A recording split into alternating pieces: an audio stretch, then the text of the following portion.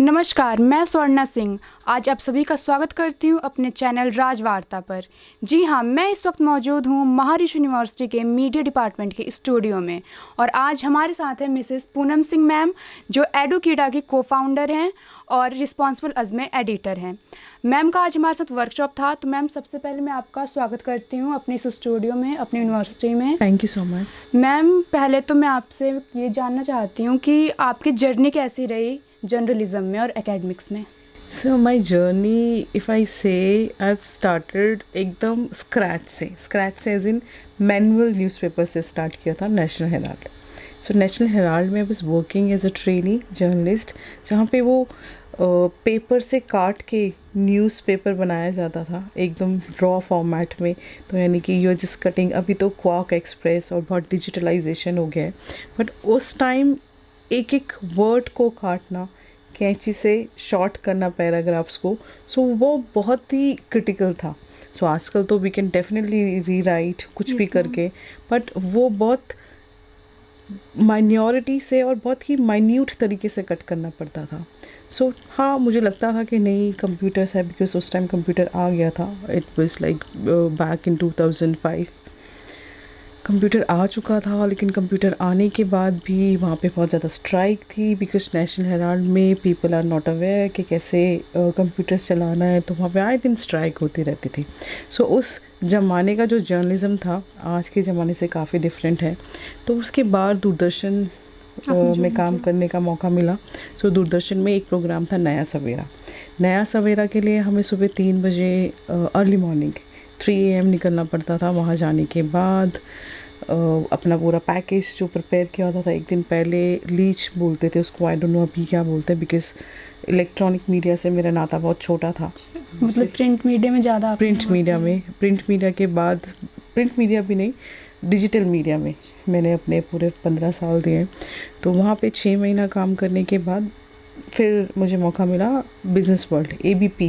अच्छा। ABP का जो एक बिज़नेस मैगज़ीन था, उसमें उसके डिजिटल वो तब लॉन्च कर रहे थे। मैगज़ीन तो था, बट 2007 में डिजिटल में वो लोग आ गए थे। So digital age not the replica of the magazine, but complete news website, because Hindu ने लॉन्च कर दिया था, तो ABP ने भी लॉन्च किया कि डिजिटल। तो वहाँ से मेरी जर्नी स्टार्ट हुई। वहाँ से भी मैंने कॉन्ट्रैक्ट बेसिस पे 2 महीने काम किया, फिर उन्होंने मुझे अब्जॉर्ब कर लिया।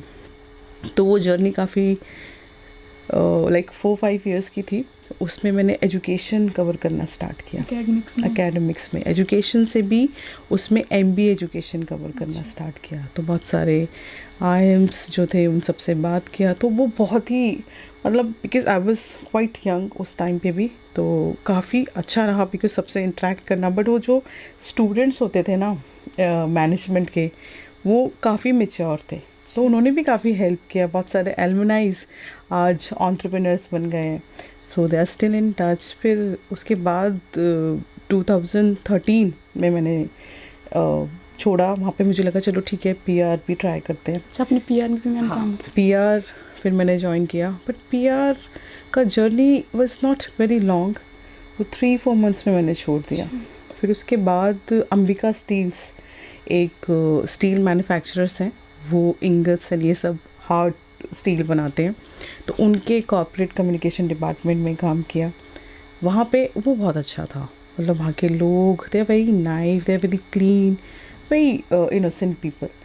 बट बाय द टाइम मैं वहाँ पे समझ पाती, बिजनेस वर्ल्ड से दोबारा कॉल आ गया। तो मैंने वापस बिजनेस वर्ल्ड ज्वाइन किया। सो 2015 में बिजनेस वर्ल्ड ज्वाइन किया। उसके बाद 2024 में मैंने फिर से छोड़ा। 2024 में फिर 2024 में मैंने रिस्पॉन्सिबलस सस्टेनेबिलिटी पोर्टल ज्वाइन किया। फिर एजुकेशन तो मेरे ब्लड में बोल दो था, बिकॉज मेरे फर्स्ट बीट एजुकेशन ही थी। So I thought let's start with something we can give to the society. So एजुकेडा फिर मैंने लॉन्च किया। मैम, ओवरऑल आपकी जो जर्नी रही है, इसमें कुछ प्रॉब्लम्स आई हैं? प्रॉब्लम्स ना, एक एजुकेशन या फिर जब हमें पेशेंस बहुत चाहिए होते हैं जर्नलिज्म को। हाँ मैम, ये तो है, ये ऐसा प्रोफेशन है कि पेशेंस नहीं होगा तो फिर आगे हम एग्जैक्टली हमें पेशेंस बहुत चाहिए होते हैं। पेशेंस एज इन सपोज़ एक MBA स्टोरी करने के लिए या MBA के ऊपर स्टोरी करने के लिए अगर तुम्हें कुछ कोट्स चाहिए and you want a professor to reply to your question, Yes, ma'am. then you have to just follow that person. Yes. और कभी कभी ऐसा होता था, फ़ोन किया मॉर्निंग में, अरे I am just going to take a class, how can you call me in the morning, मैं सॉरी सर. फिर दोपहर में कॉल किया, अरे why you calling me at the lunch time, call me after an hour. I said okay sir. Evening phone किया, it's my dinner time, alright sir.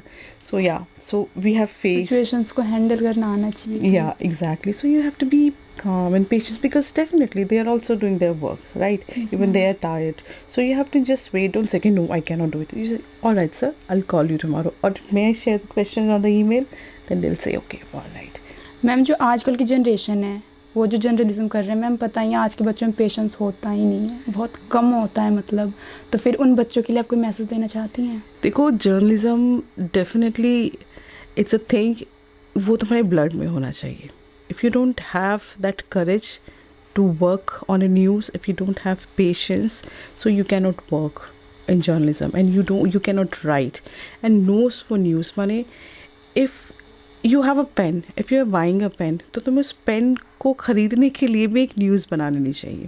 सो ऐसा journalism होना चाहिए. ठीक है, पेशेंस अगर नहीं है तो कंटेंट राइटिंग में जाओ.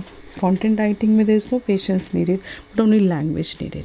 सो yeah, this is the message. But यहाँ एक बच्चों में प्रॉब्लम आती है, बच्चों को लिखना पसंद नहीं होता, वो बस पढ़ लेते हैं, डेट्स ऑल. हमें लिखा नहीं जाता. तो फिर उसके बारे में बच्चों को कुछ बताना चाहेंगे जो न्यू जनरेशन जर्नलिज्म कर रही है उन्हें? देखो, लिखने के लिए because AI tool, I am sure everybody is using AI Yes, tool. ma'am. तो AI टूल तुम लिखने के लिए भी यूज़ कर सकते हो.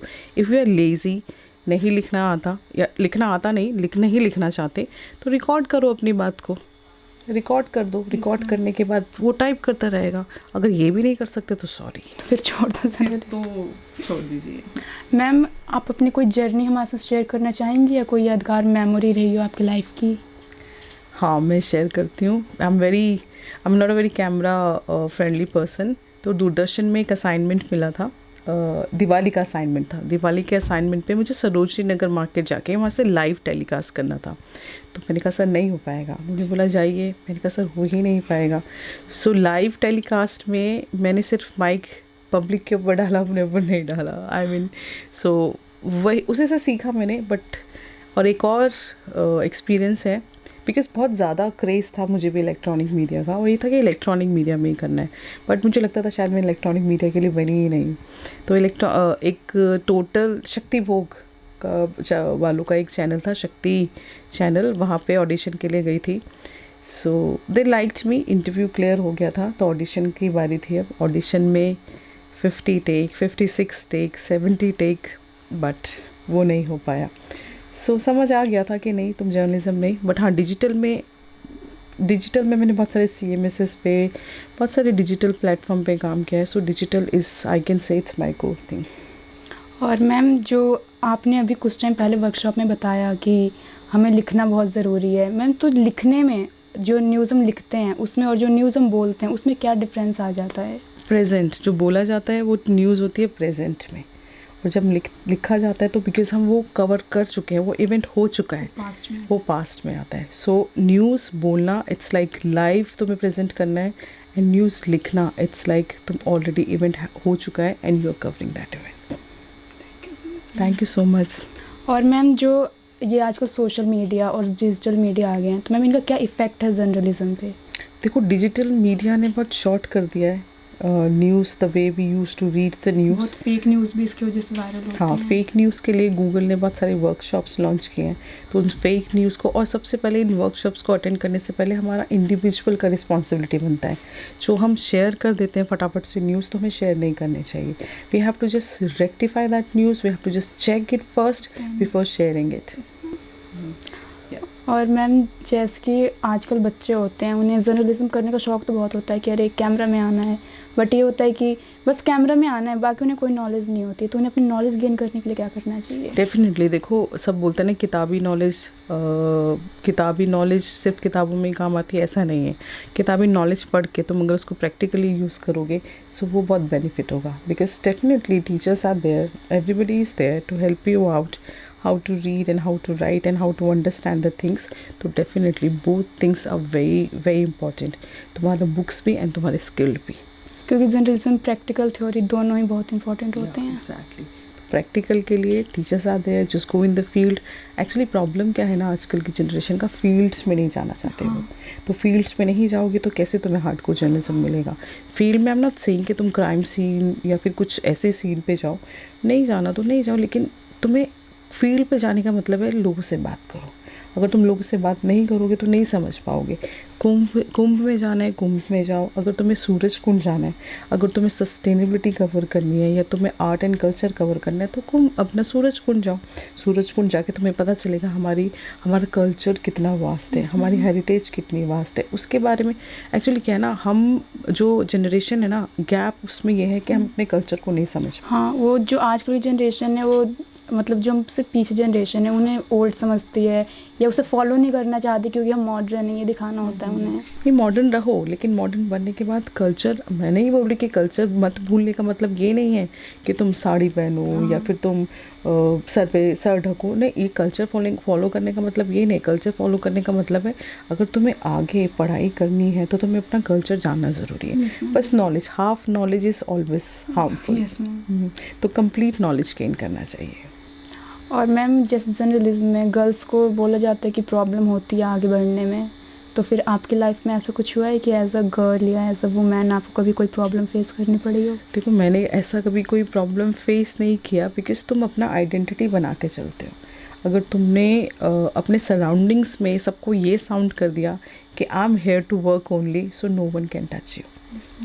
So this is what happened with me. I'm going to office and working and coming back to my home. So that's it. So everybody is aware कि no, nobody can touch any woman if she doesn't want. खुद सही रहो तो फिर सामने वाले। Yes. Okay, thank you so much ma'am for giving a precious time. Thank you so much. Thank you so much.